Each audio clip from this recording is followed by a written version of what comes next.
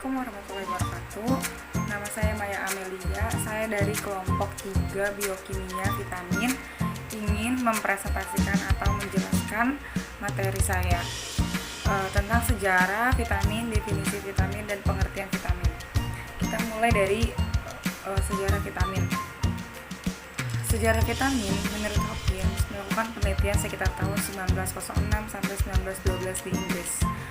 Hopkins meneliti dengan menggunakan tikus-tikus percobaan untuk mengetahui dengan nyata tentang pengaruh dan akibatnya selanjutnya atas pemberian sejumlah protein, karbohidrat, lemak murni ditambah dengan garam mineral sebagai bahan makanan tikus-tikus tersebut.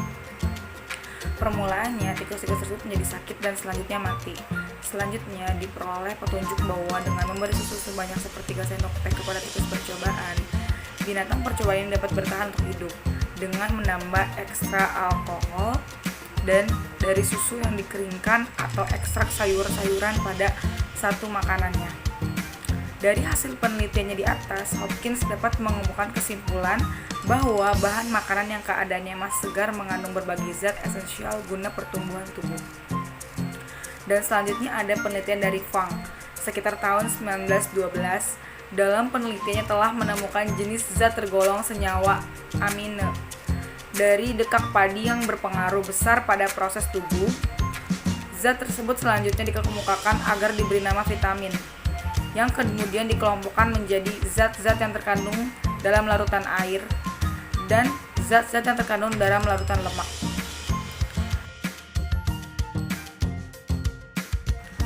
Selanjutnya ada definisi vitamin. Istilah vitamin pertama kali digunakan pada tahun 1912 oleh Casimir Fang di Polandia. Zat ini dibutuhkan untuk hidup atau vita dan mengandung unsur nitrogen atau amine. Oleh sebab itu diberi nama vitamine atau vitamin. Vitamin adalah zat-zat organik kompleks yang dibutuhkan dalam jumlah sangat kecil dan pada umumnya tidak dapat dibentuk oleh tubuh. Vitamin tersebut kelompok zat pengatur pertumbuhan dan pemeliharaan kehidupan. Adapun dibagi menjadi dua kelompok oleh para peneliti, yaitu vitamin larut lemak dan vitamin larut air. Nah, menurut para peneliti itu dibagi menjadi beberapa macam vitamin, yaitu vitamin larut lemak, ada vitamin A, D, E, dan K. Dan vitamin larut air itu ada vitamin B dan vitamin C. Nah, adapun juga para peneliti mengklasifikasikan sifat-sifat umum vitamin larut lemak dan larut air. Kalau misalkan vitamin larut lemak itu larut dalam lemak, kelebihan konsumsi dari yang dibutuhkan disimpan dalam tubuh, dikeluarkan dalam jumlah kecil melalui empedu, gejala defisiensi berkembang lambat, mempunyai prekursor dan provitamin, hanya mengandung unsur C, H, dan O, diabsorpsi melalui sistem limfe, hanya dibutuhkan oleh organisme kompleks. Itu adalah sifat-sifat dari vitamin larut lemak. Nah, selanjutnya ada sifat-sifat dari vitamin larut air, yaitu pertama, larut dalam air, simpanan sebagai kelebihan kebutuhan sangat sedikit, dikeluarkan melalui urin, gejala defisiensi sering terjadi dengan cepat, umumnya tidak mempunyai prekursor. Selain C, H, dan O mengandung N, kadang-kadang S dan CO atau K atau CO. Diabsorpsi melalui vena porta, dibutuhkan oleh organisme sederhana dan kompleks. Vitamin A. Vitamin A adalah sekelompok senyawa organik yang tidak jenuh. Nah, gizi yang diantaranya tuh ada retinol, asam retinoat, dan beberapa vitamin A seperti karotenoid. Nah, struktur vitamin A-nya tuh ada merupakan senyawa berikatan rangkap yang memiliki gugus aromatik atau cincin 6 yang berfungsi. Vitamin A itu untuk pertumbuhan dan perkembangan, terus untuk pemeliharaan sistem kekebalan tubuh, untuk pemeliharaan indera penglihatan. Akibat kekurangan vitamin A itu salah satunya ada bisa enggak, terus ada perubahan pada mata, gangguan pertumbuhan, terus perubahan pada kulit dan infeksi. Vitamin D. Vitamin D itu adalah sekelompok senyawa sekonsteroid yang larut dalam lemak yang berasal dari paparan sinar matahari atau sinar ultraviolet atau ultraviolet B yang terpapar pada kulit kita. Vitamin D adalah zat yang dibutuhkan tubuh untuk tumbuh dan berkembang secara normal. Nah, di masyarakat juga dikenal dengan berhubungan dengan tulang karena vitamin ini juga sangat-sangat membantu tubuh dalam menyerap kalsium, di mana kalsium itu berperan penting atau peran utama di dalam tulang. Nah, kebanyakan orang itu mengetahui sumber dari vitamin D itu adalah sinar matahari, tetapi sebenarnya provitamin D itu sudah ada di dalam diri kita sendiri. Nah, sinar matahari itu hanya akan membantu mengaktifkan provitamin D yang ada di dalam tubuh kita. Secara umum, vitamin D itu berfungsi untuk meningkatkan daya tahan tubuh, pertumbuhan tulang dan gigi.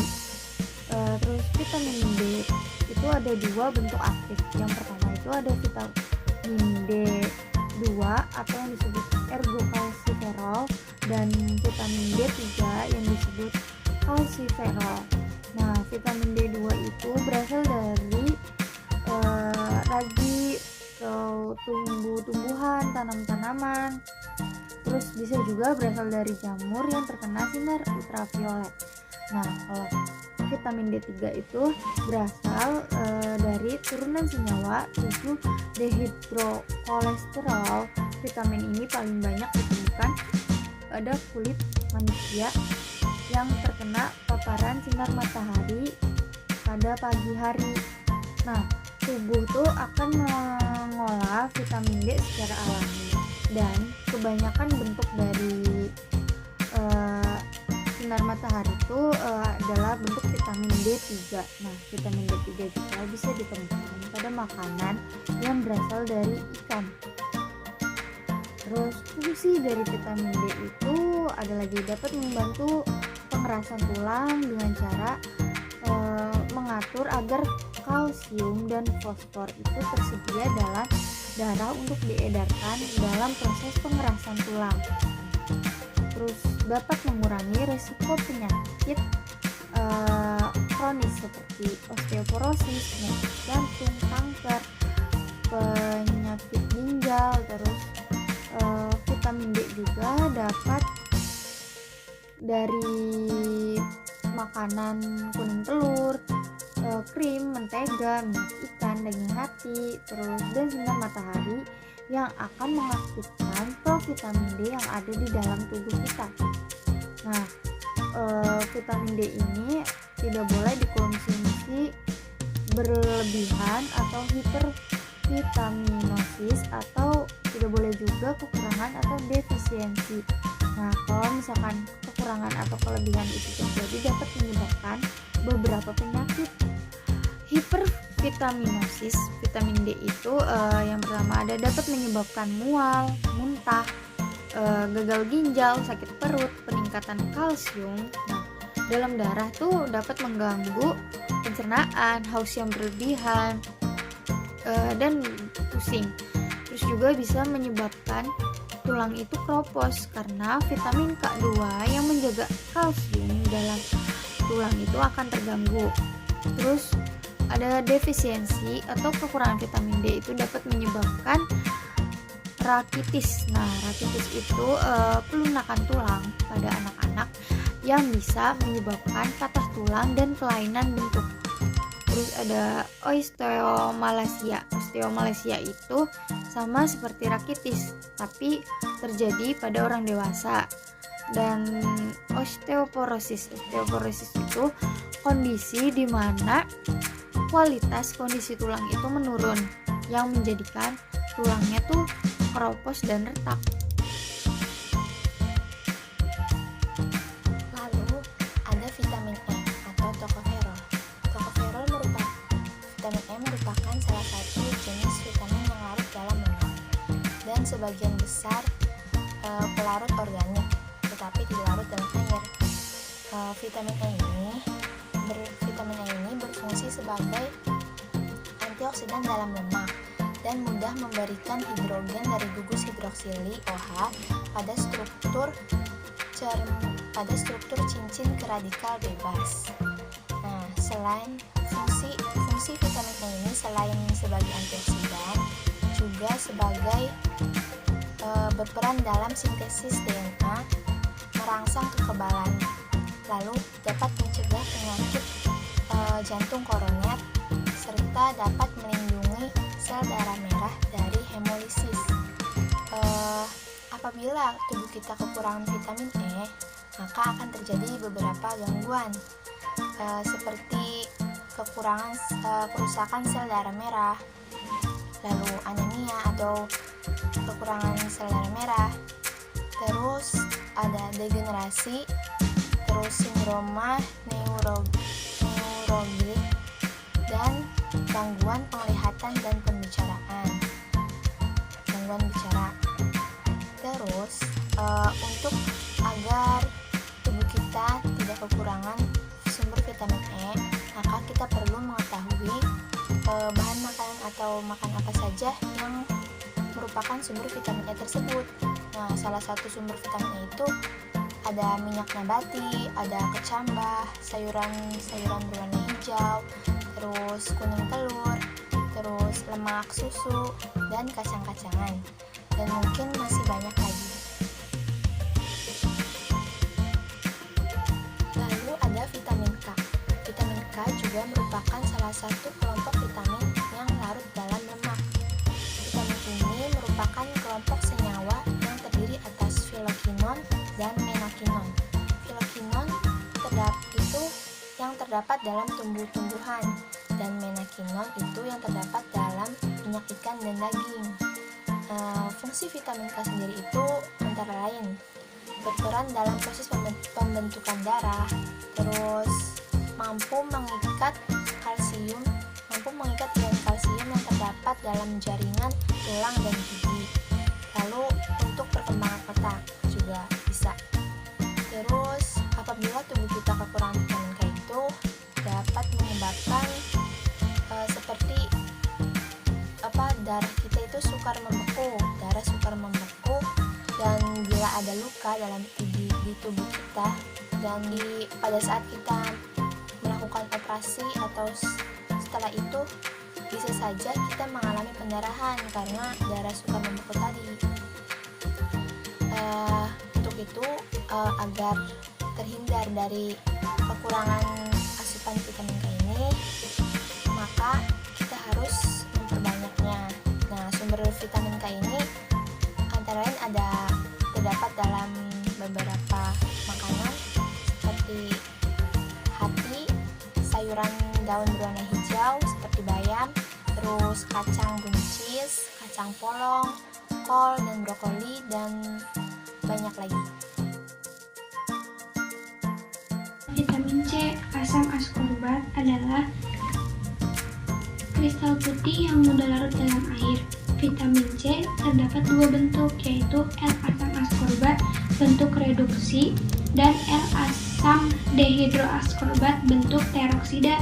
Fungsinya sebagai koenzim dan kofaktor dalam tubuh, dan akibat kekurangan atau akibat kelebihannya adalah kelebihannya dapat menimbulkan hiperoksalurasi dan batu ginjal, sedangkan kekurangannya adalah anemia, sel darah putih menurun, depresi, gangguan saraf. Vitamin B1 atau tiamin memegang peran esensial dalam transformasi energi, metabolisme lemak, protein, dan asam nukleat. Fungsinya sebagai koenzim berbagi reaksi metabolisme energi dan dibutuhkan dalam metabolisme lemak, protein, dan asam nukleat. Akibat kekurangannya, kecanduan alkohol kronis, gangguan absorpsi, dan anoreksia atau kurang nafsu makan.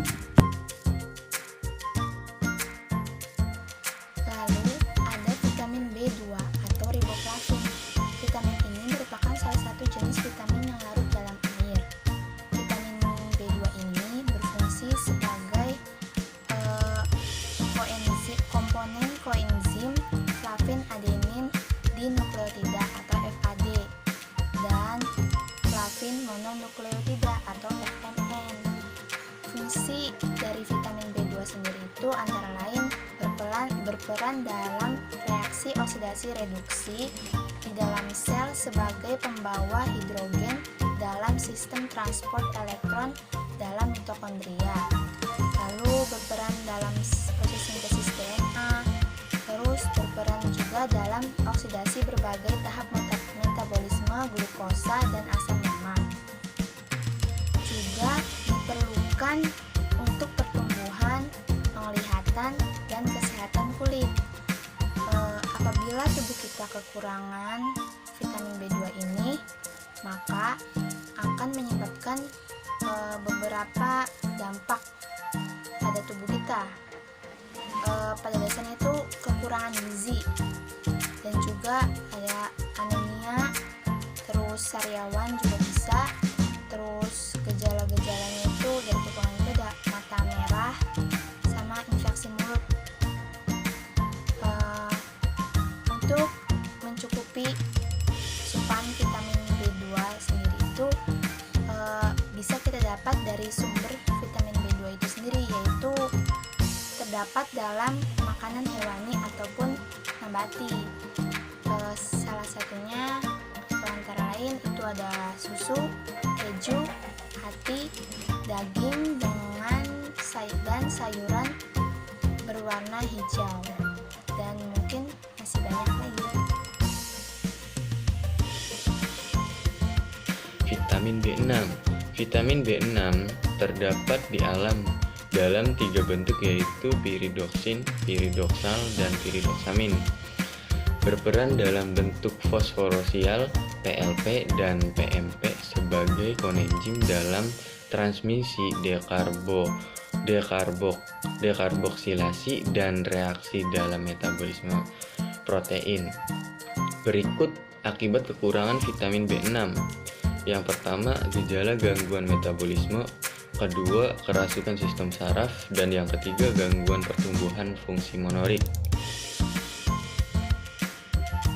Vitamin B12. Vitamin B12 atau kobalamin dalam makanan adalah 5-dekosiden osikobalamin, metikobalamin, dan hidrosokobalamin. Berfungsi mengubah folat menjadi bentuk aktif dan dalam fungsi normal metabolisme semua sel. Selanjutnya, akibat kekurangan vitamin B12, yang pertama anemia, kedua gangguan sistem DNA, dan yang ketiga gangguan saraf regenerasi otak, saraf mata, saraf tulang belakang, dan saraf perifer.